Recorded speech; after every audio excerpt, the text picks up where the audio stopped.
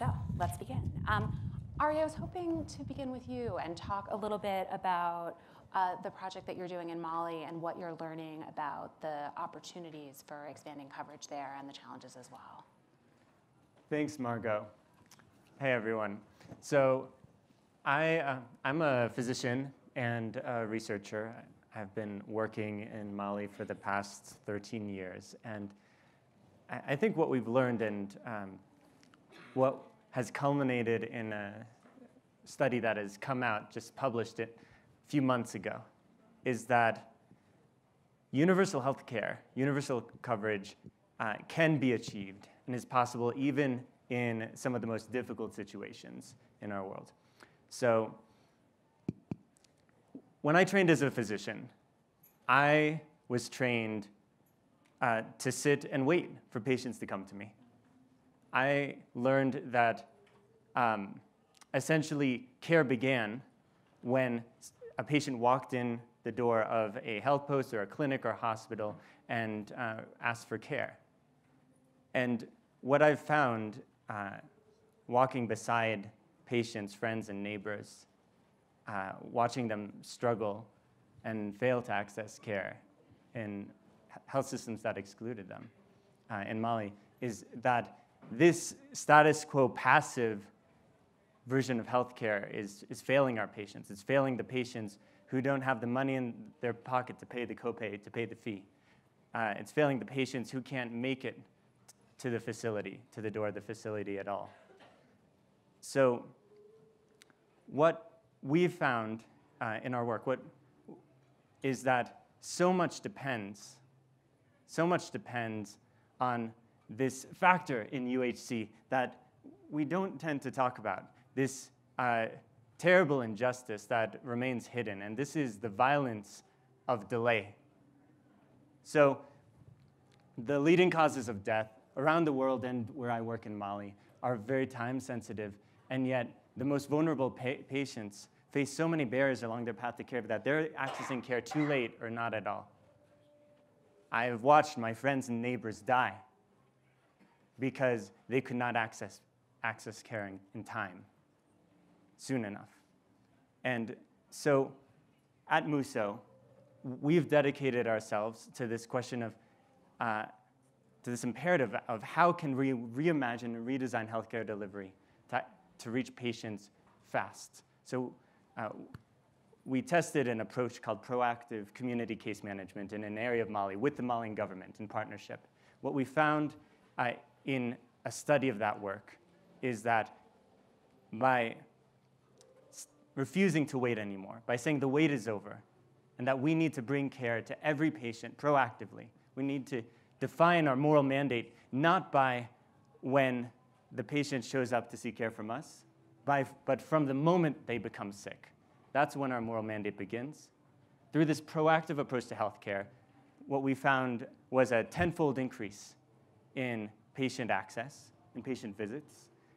We found that areas that once had the highest rates, amongst the highest rates of child death in the world, about 15% of kids dying before their 5th birthday, now have rates of child death on par with the United States at less than 1%. So we have seen not only that universal health care is possible, but that it is a moral imperative. And just to clarify, so the recent research that you're describing about your program was a pilot program in a part of the country, and now there's an effort to try to expand it everywhere, is that right? Exactly. So we were asked by our partners in the Malian government to test this different approach, this proactive approach to healthcare in one area of the country. And based on the results, what we found together with our government partners, the government has launched an effort to scale up, to bring this kind of proactive community-led healthcare across the country, starting with the 3.5 million most vulnerable people in Mali, through the efforts of 5,000 community health workers and the teams that back them up. Andy, can you tell us a little bit about the United States of healthcare and how you're thinking about this effort in the US context? Sure. Yeah, and I think there is good news and bad news. The good news, there always is, right? Depends on how you want to look at the world. But I don't know. I've just said that you're going to be very Pollyannish, so maybe you should tell us. Well, look, here's the bad news. I'll start with the bad news. The bad news is if we do nothing different, we will not get health care to every American in this country who needs it. We will continue to live in a situation where most Americans, I would even argue to say most of you, who are probably on the more fortunate side, live in fear that if you get a medical condition that you may not be able to afford to get through it, let alone people with fewer resources. That is the course we're on. Here's the good news.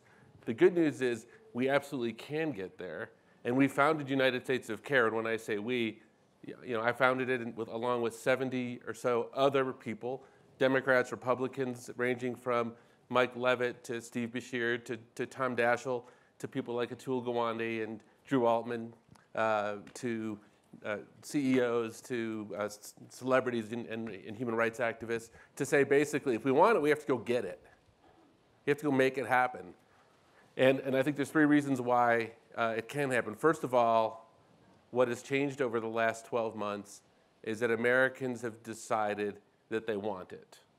I think if you asked the question 10 or 15 years ago, do you think healthcare is a right for everybody, or do you think it's something that only people who pay for it should be able to get? The jury has shifted pretty dramatically. We don't have a complete consensus, but we have as close to a consensus as we've ever had.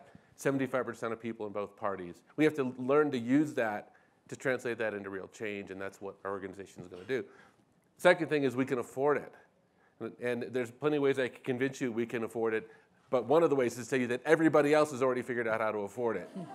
Everybody else, including Mali, including Chile, including Japan, including almost every other country in the world, far poorer than us. But I can give you lots of bottom-up reasons why we can afford it too if you want to talk about that. And the third is that the politics can change. I think the thing that we feel trapped in is a zero-sum politics where whoever has the majority makes all the rules, and whoever doesn't lives within that system, only to be ready to reverse it when that happens. The politics can change. They have changed on important issues in our lives like marriage equality. They are changing before our very eyes on things like gun safety. They're changing in all kinds of ways. But it's going to take time. It's going to take concerted effort. It's going to take real results that we can experiment from in states. And if we do that, I'm sure we can get there. Takao, I was hoping you could speak from a little bit more of a global perspective, because I know you've worked in many countries. Yeah. What is your overall level of optimism? Okay, thank you. Yeah. Thank you, Margot.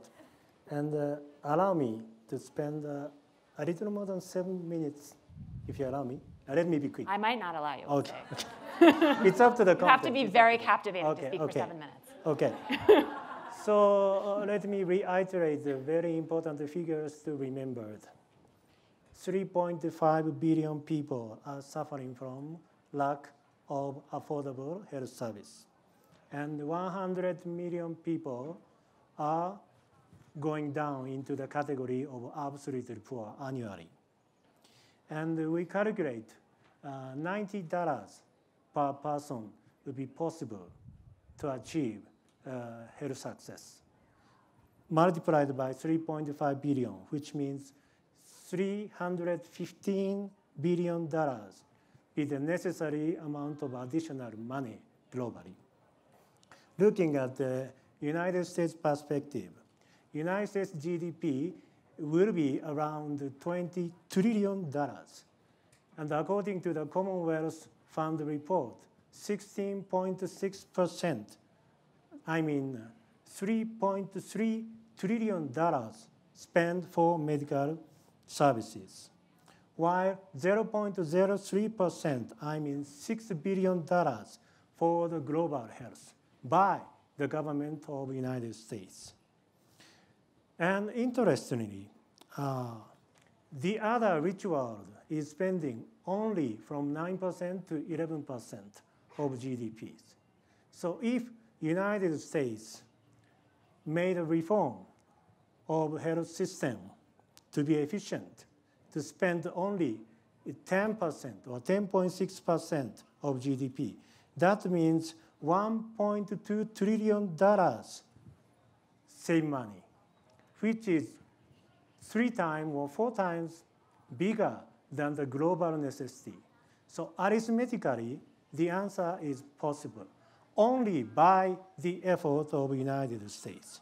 My second conclusion is, but substantially, it is impossible because even John F. Kennedy, they cannot increase the budget for global health more than 50 times. You need to increase the budget for that purpose 50 times. It is impossible. And $19 calculation might be too optimistic or euphoristic. Looking back, the calculation of basic education 2001, World Bank said $20 are enough for basic education. But still, more than 1/3 of children are not learning. And sadly, because of owing to globalizations, global health is getting like a mirage. That means the goalpost is shifting higher. Why? Because of globalization, people could know what's happening in rich countries. So rich people in poor countries would like to get more. That means the standard of satisfaction getting higher and higher. So the issue of global health is getting like a mirage. My last conclusion. Still, we could be very much optimistic about the best scenario based on 3+1 precondition. The first, human-centered instead of disease-specific. Looking back the history of Japan, 1961, Thailand, 1980s, and the effort by Africa, we could be very much optimistic if we shift the philosophy of attempts from disease-specific to human-centered, and from money, secondly, from money to information and wisdom. Information and wisdom differently from other resources, financial resources. Information and wisdom can be shared. And in this innovation and globalization society, we can share it globally, simultaneously, with almost free of charge. And we need to shift, thirdly, from project to movement. So Ali's attempts very much deeply connected to Sierra Leone activities, Zambia activities, that sort of movement. Instead of small satisfactory story, we need to get movement. And lastly, United States, people of United States should be united. People of United States should be united, first, to achieve health for all in your own country. By demonstrating your caliber, you can be the real global leader to achieve this dream. Thank you. Sure. So this brings me to my next question. You mentioned that the United States needs to be united. Andy, you describe a kind of growing sentiment in the US that healthcare should be a right. I'm wondering how important an idea that is as a precondition, both in the US and in other places, and how hard is it to get a culture to accept that idea? So, my interpretation of what's happened in the U.S. is that it actually wasn't because of the ACA. It was actually because of the attempts to repeal the ACA that Americans' attitudes shifted so suddenly. I spent a year traveling around the country doing town halls with folks who were essentially in a position of saying, if I can no longer afford my mental health medication, I can't go to work anymore. And the ability to care for one's family is this primordial instinct that people felt under threat. And I think under threat, people reacted very strongly. I did a radio program not that long ago that was described as a right-wing radio program by the radio host. So this was my interpretation. In fact, he told me, I'm the most conservative person you'll probably ever talk to in your life, and I'm for single payer. And I said, really? Why? And he said, once I've gotten a look through the course of this debate at how broken everything is and how much money people are making and how corrupt it is, I want a do-over. And so I think there's a sentiment that is not politically based necessarily. It is kitchen table based. And the question is, how do you take that and translate that into political change in a world that's stopped being responsive to that political change and political effort? one more thing is there's all kinds of caveats that are probably wrapped up in that support. In other words, I support it, but if I had to pay more taxes, maybe I don't support it as much. Or I support it, but if I had to lose something I have today, maybe I don't support it as much. So we have to understand, I think, these lessons that we've learned over the past number of years to say that we have to help people understand what the trade-offs are. We have to educate people. We have to get people involved in that. But we really should take advantage of the fact that now, like never before, people really want to see this happen. So but I think that we're in a moment in the United States, at least, where on the one hand, I think there is a growing enthusiasm about having broader health coverage, but there's also kind of pulling back of coverage of people, low-income people who don't work or who are unable to demonstrate that they work. So we see in a number of states here that Medicaid is imposing work requirements, and I think that reflects. I didn't say the administration agrees with my position, by the way. No, but I think that reflects a sentiment that is maybe not totally widespread, but is at least diffused throughout the country that people should have to work in order to get health care or something like that. They should deserve it in some way.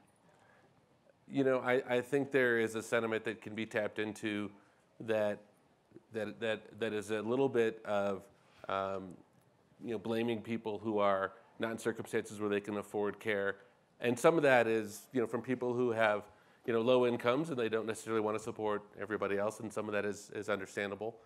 But I think there is increasingly a lot of people who actually know somebody who've been helped by a safety net program, who have been helped by Medicaid, who are going to need Medicaid when they retire, and who I think to whom this is less of an intellectual debate and more of a local debate. I think the less we talk about this in politically charged phrases, and the more we talk about it in real terms for people in the community, the better off I think we're going to be, because the polarization, I think, is the biggest enemy right now of progress.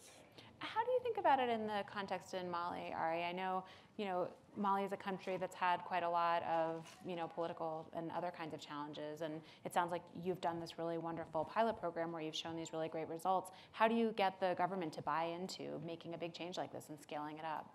And is the public aware of this? Are they supportive? Sort of, how do you do that kind of political change? As a physician, something that I find very important is always, as frequently as possible, to be beside patients, to be sitting beside patients. And the incredible thing is that sitting beside my patients, patients don't have a doubt about whether healthcare should be a human right. They don't have a doubt as to whether their mother deserves the best care in the world or their sister or brother deserves the best care in the world, right? That's not a debate. It's crystal clear for patients, right?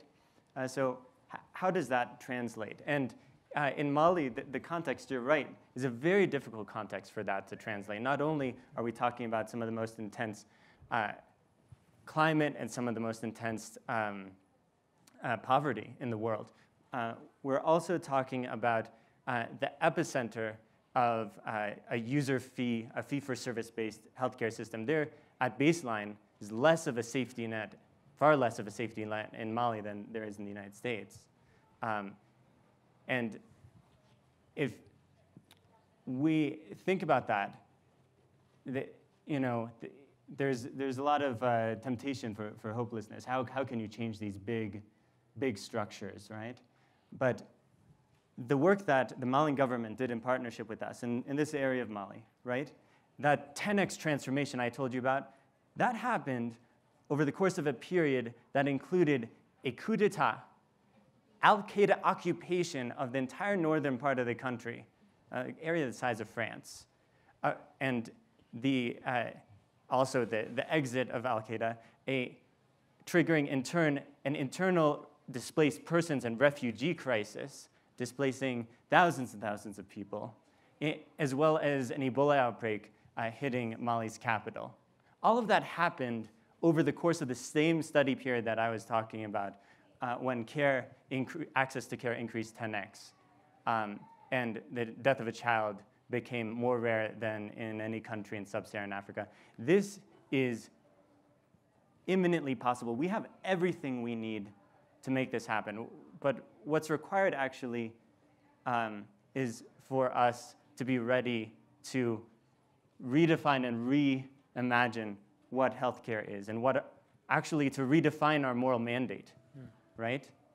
To say that it's no longer enough for a health system to care passively for the folks who come through the door. We have to bring healthcare to patients where they are, in their communities, proactively. Takao, I wonder, in addition to these sort of values differences, it does seem like in the developing world and in the United States, the amount of money that is necessary in order to bring healthcare to people who don't have it is a huge difference. As you say, the United States, we're paying something like 17% of our gross domestic product on healthcare. That's something like $10,000 per person. That means $10,000 more for every additional person who gets coverage. Do you think that makes it harder in the U.S. context? Yeah. Let me respond to you in a bit strange way. Every human being is doing respiration 15 times a minute. No, 15, not 50. Yeah. Maybe you are instructor. But some of us at the altitude may be having more respiration. If everybody, especially 3.5 billion people, decrease the number of respiration per minute by 10%, what would happen? They could increase immune system, especially intestinal immune system, which was evidence. And this sort of wisdom sharing could be done despite enormous difference of country by country situations. So my opinion is that let us make full use of this sort of wisdom so that the 3.5 billion people be saved. This is my opinion. We have lots of wisdom to be shared. Yes. Let's talk about the 17% of our GDP spent on healthcare for a second. What else would you rather spend it on? What else? Health, and we talked about this morning. Health, better health is the key to eliminating poverty, being productive, having a good life. We're talking mental health, physical health, otherwise. What else do you want to spend it on? More iPads and iPhones? I don't think the 17% is the problem, in other words. I think the problem is what we spend it on, and where we spend it, and how we spend it. We should be spending it in the community, in people's homes, helping people stay well. We should be spending it around the individual, not around the disease. We should be spending it in all kinds of smarter ways. But I've got no problem, and I don't think we as a wealthy country necessarily should have a problem saying that we are going to think about health as an investment and investing in our population and people because we can afford to do that. That's my view, and that's, I think, something you and I talked about a little bit this morning. Mm-hmm. Yeah. Healthcare spending, we think about it as spending, right, or an expense, but it's not. It's an investment, right? Mm-hmm. First of all, we think about our healthcare systems today. Our healthcare systems today are one of the leading causes of poverty in our world. We are creating poverty with our status quo healthcare systems at an enormous scale. So we're talking about, in the country where I work, Mali, 400,000 people driven newly into poverty every year. We're talking about globally 100 million people driven into poverty every year. That's 1 billion people newly in poverty in a decade, right? Now let's flip that on its head. What happens if we make it a priority and a moral imperative to deliver healthcare to every person on the planet when they need it, where they need it, right? If we make that our first priority, what happens then? We create this immense economic engine also in the process that spurs the growth of economies around the world. So it really shouldn't come to that. We shouldn't even have to have that conversation because our patients deserve for us to be devoting whatever resources it takes. Fortunately, this is a situation where investing resources will grow our economies, will advance our world, and we can't afford not to do it. I'm wondering if you guys could talk a little bit about some of the logistical ways that this could be achieved. So I'm thinking, Ari, you mentioned that you've had this intervention in Mali that really involved going out into the community. So, when you talk about universal coverage there, it's not like you have an insurance card, but it's that you have a person who comes to your door and delivers services to you and you need them. Andy, I know your other hat is as an investor, and you're trying to think about what are the ways that the sort of US healthcare infrastructure can be nudged to provide a little bit better care, maybe a little bit cheaper, so then there would be more dollars left over for everyone else. Can you talk a little bit about some of those efforts? Sure. And look, I think the thing that we should understand is that when we look at all the charts which say that we spend too much and our outcomes are poor, that's only true for the 2/3 of the population that we choose to underinvest in. It's not true for probably most of the people in this room and for the population that's commercially insured. We have people in this country who have the same healthcare conditions that we get and have worse outcomes because they live in communities where we completely underinvest in basic mental health, basic transportation, basic food nutrition. We've been talking about this all day in various settings and sessions, so I don't need to preach about this. But we're not just going to be able to change policy. We're going to have to think differently and invest differently in the communities where people need care and innovate differently so that we can make this happen. And so, with my other hat, we are looking to invest in approximately 15 companies that want to transform the way care is delivered to vulnerable populations. One of them is actually a person in this room. One of the founders is City Block Health, who's opening their first clinic in Brooklyn in like 9 or 10 days, and taking on some of the most enormous challenges that we can be successful at because we've never really fundamentally tried. We've never put our resources to that. We tend to invest our capital and our resources when we invest in healthcare in a better Fitbit, right? So that we can do better counting our steps or some other kind of cool, shareable, wearable device that doesn't really solve the problem that 2/3 of our country faces as a challenge. So if we don't shift our capital investment at the same time we shift our policy making, I don't think we're going to get there. Ari, I'm so staggered by the kinds of results that you saw in Mali. That's such an enormous improvement in child mortality. Are there lessons, do you think, from what you guys tried that the US could learn from? Just in terms of how to deliver care. Sure, absolutely. I split my time between Bamako, between the communities we serve in Mali, and San Francisco, where I also see patients at San Francisco Safety Net Hospital, San Francisco General Hospital. And I see the violence that delayed access to healthcare inflicts upon my patients here in the US as well. It is an intense thing to regard. And so I think we have an opportunity to reimagine healthcare delivery everywhere in terms of not just coverage and not even just care, but the right care for the right patient at the right time. And in order to get there, we're going to have to break out of the walls of our traditional systems. We're going to have to think about redefining who provides care.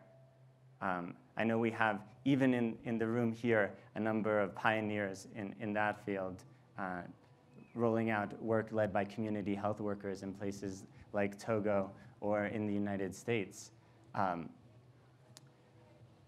Will you explain what a community health worker is in case people don't know what that is? Yeah. Sure, absolutely. So community health workers are individuals from the communities that they serve who are trained and supported to provide care proactively within those communities, whether that's a remote rural village or an underserved neighborhood in an urban setting.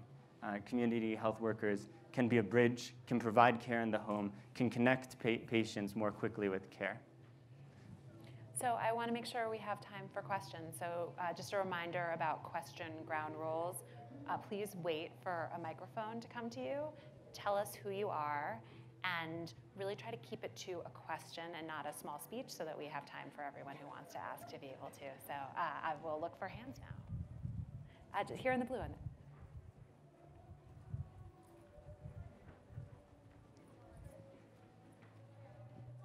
I'm Bob Wales from California, and I liked your question about specific actions, and I just want to kind of throw that back in. What is the right action politically today, the next year? I'm kind of a believer in incrementalism, so I don't see us just going to single payer. Is it Medicare for all? What policy things are possible? So this is a question directed at the U.S. Maybe I'll take the first shot at it, although I think these guys have so much wisdom to add here.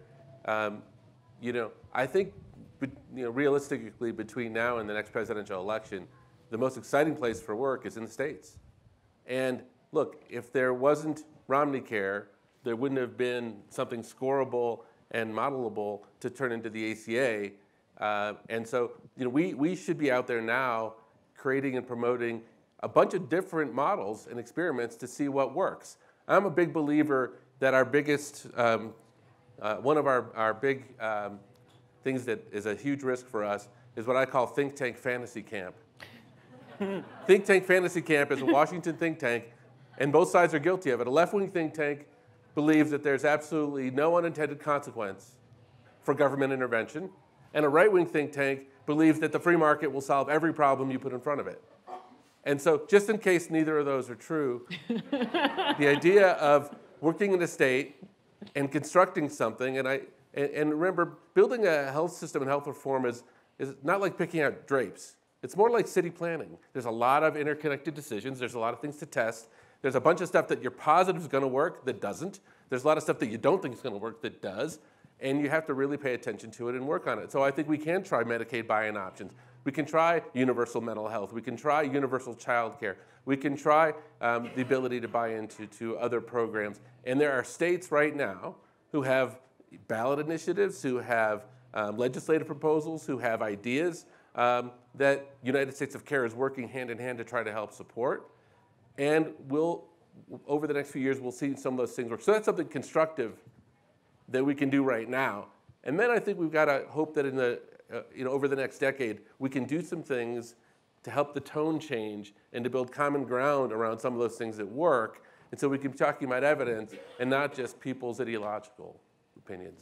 Just 1 minute. Yeah, of course. Domestic policy and foreign policy, needless to say, very much closely interlinked. And without going for health for all policy inside the United States reputation outside the United States is not fairly evaluated.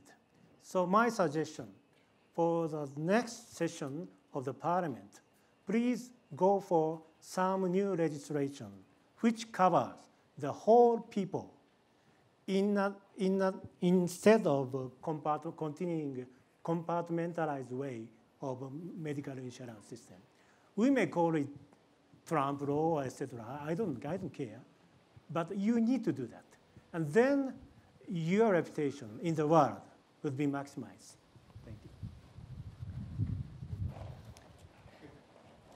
Over here in the red. Was your hand up? Kind of similar to this, as we think about like testing out approaches in the States, like a lot, when I look at the health reform conversation, a lot of this is about a lack of trust, to your point, Margot, about basically the idea that people need to deserve solutions. So kind of on that kind of change management and strategic communication side, what would all of you recommend to kind of embed basically more trust and more empathy for health reform? You want to start? Sure. I think it begins with meeting patients where they are. Actually physically meeting patients where they are. So, we need to unshackle our providers in our health systems and to go out and search for their patients, to spend time with them in their homes.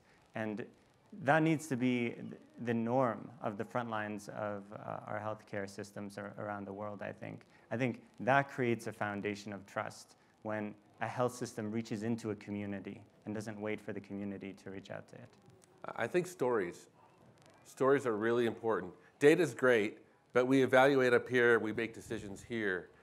And stories that we can relate to and stories that we can understand. For people who are willing to tell the story about their mental health and issues and how much that has frightened them and what that really means to them. People who have kids that are medically fragile, and I've really become close to some people in that community who, and believe me, you think the three of us know anything about healthcare, the four of us? The world's healthcare expert is the mom of a medically fragile child. That person knows the healthcare system better than anybody. They know everything that works, they know everything that doesn't work. And when they get out there and are willing to tell their story, as many of them have, and people say, wait a minute, I have someone on my block who pushes a child in a wheelchair, and you help them connect the dots and say, do you know how the mom gets to take a shower every day? Do you know how the boy gets to go to the park every day? That's because of Medicaid has someone come to their house and help them. That's why it happens. And if you help people connect those dots when they hear those stories, I think it really pushes the change forward more powerfully. In the back here, in the blue. Hi, Jeffrey Williams from Myrtle Beach. What are your thoughts and feelings? As I listen to the conversation, I'm wondering about access to care if we finally work towards a universal model. What are your thoughts about going to a federal licensing system for providers? And then the second question is, like the dog who finally chased the car and grabbed a hold of the bumper, what are some of the unintended consequences that experience has shown us to look out for as we go and march towards a universal So I health system? rarely request that a questioner say more, but what do you mean by licensing of providers? For instance, as a physician, I have to get a state license in each state I want to practice in. How about breaking down those barriers? So if I live 2 miles from North Carolina, live in South Carolina, I can see patients and I can go into that community. What about breaking down those barriers for all providers? Is that, anyone want to take Well, I think the reason licensing exists, it's still a big secret, is to control supply, to push up incomes. So in case some of us think that's a bad idea, in case we don't think there's enough psychiatrists or geriatricians or other medical professionals in the world, primary care people, we need to do something about it. And there's no question that level of control is put in place to prevent that. So I don't know how to unsort that, but it would clearly be something that would allow us to move on those things at a little more national effort and energy and speed. I mean, look, the thing that, I'll give you one unintended consequence, you know, with the ACA, there were millions and millions of people who had not had care for a long time and who finally got care, and there was a lot of pent-up demand.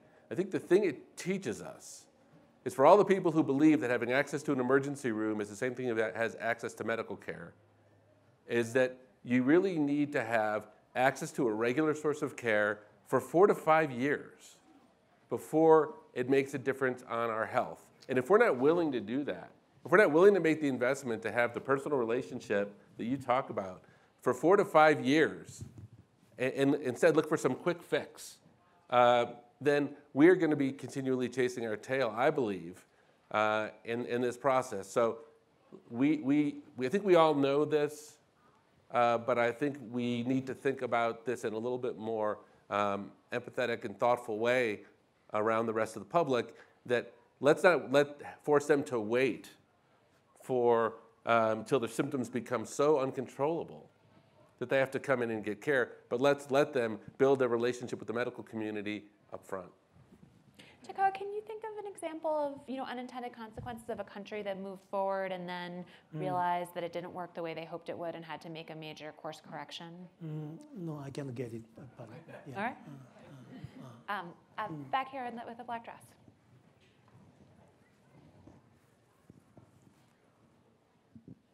I have a couple of, my name is Josephine. I work with Caring Across Generations. We're one of the national organizations doing some group testings, some state-based testing around universal health care, universal long-term care. I have a couple of requests and a question. I would love it if you all as speakers, as you're talking about universal health care, are also very explicit about it including universal long-term care. We are a demographically shifting quickly country. And also, I'm always perplexed in the policy world about pilot projects that don't include money for implementation, replication, scaling up a little bit. Like it's a constant thing where I see policy that pilots something, and then that group has to go back and ask for more money to implement, to replicate, to scale up. So policy folks in the room, don't do that anymore. And then I think everyone on the panel is a little guilty of this. we're quick to say Americans when we're talking about healthcare. I would love it if we shifted that narrative to people in America. I think it's a very intentional thing we have to do when we're talking about healthcare systems. And to that end, I would love your thoughts about how can we mechanically sort of build into universal systems the fact that we are a growingly majority minority country and also a growingly immigrant population. What are some sort of like very tactical mechanics and logistics that we can really build into the way we're thinking about the building blocks of universal healthcare that will sort of address those on the front end as opposed to thinking about it once we've made some progress? Just quickly one. Yes, of course. Yeah. Instead of responding from technical perspective, I do want to reiterate the definition of universal health care or universal health coverage in a broader context. In the morning session, I defined it as a nation-building matter, but in this afternoon, I should say additionally, this is a global governance architecture's matter, not only health sector issue, water, sanitation, and the responsibility of rich countries for equity among the globe. So I want you to discuss further from a broader perspective about health for all in the world. That is my final message to you. All right, I think we have time for one more question, so make it good. Over here, yeah. My name's Tran Jay. I'm from City Block Health. So my question is, as we think about universal health care, how do you think about the relationship between that and social services delivery and disparities in access to clean space and food and education and income? And knowing even that the most proactive care is still definitionally somewhat reactive, and if we want to get really upstream of this, we've got to start to think about the universality and equity in support for all of our human needs. How do you think about that from a policy and from an advocacy perspective, and then critically from a funding perspective? Because we talk about that 17% of GDP on care, healthcare. We don't talk about what we're spending on social services, and actually if you blend the two of them, we're much, much more similar to most Western countries than we sort of recognize in ourselves in the United States. So I'm just curious about how you think about those two together. Yeah, how do you guys think about those silos, and do they need to be broken, and how can we break them? Well, I think the rest of the world is looking at us like, well, duh. And I think, we look at this, and I think we have to understand that we have, it's just a matter of where we want to invest. Would we rather invest in mental health and poverty programs, in nutrition, and early education, or would we rather invest in our ICU? We spend 1% of our GDP in the ICU. And 1% of our GDP, that's not a good place to spend our investment. So I think the relevant points are at the most kind of granular level. I won't mention the state, but I've been working with a state who is about to change their medical loss ratio formula. I'm getting real weedy here. This is real weedy. To include investments that are made in what they call enhanced primary care, which are really social determinant factors. So breaking down those barriers and creating those, they'll be the first state to do it, and I suspect they won't be the last. I've been working with other Medicaid directors around this idea. And if we start thinking about health and human services and start thinking about health and human services, we're heading in the right direction. And I think that's a fundamental mindset change that we need to undergo. Yes, I think your point is incredibly important, that we need to move further upstream if we're really going to tackle the health injustices that we're seeing in front of us. We need to look at the social determinants behind them, and we actually need to rebuild and rethink and redesign how healthcare delivery works to expand the scope of what healthcare is and what that mandate is. I think we can begin by acknowledging and looking really hard at the ways in which the healthcare system as it's designed today exacerbates and worsens disparities in access to education, access to housing, creates poverty, creates food insecurity. I think that we need to look hard at our healthcare systems as a cause of those other disparities as well. And we need to embrace the opportunity of healthcare to be redesigned to be a solution to those disparities. So thank you. Quickly. Thank you. Yes, resonating to colleagues. Human-centered approach, in other words, the mainstreaming of health for all by any other important sectors. And the last one is a bit technical, but we need to differentiate financial internal rate of return from socio-economic internal rate of return. Yes. Bankers might well think about the first one, but we need to think about the second one. And when we think of the second one, enormous return for health for all, it's not charity at all. It's a business. It's a very much lucrative business from long-term perspective. So I agree with you. Yeah. I want to thank you guys for such good questions, and I want to thank our panelists for all of their deep thoughts and their optimism.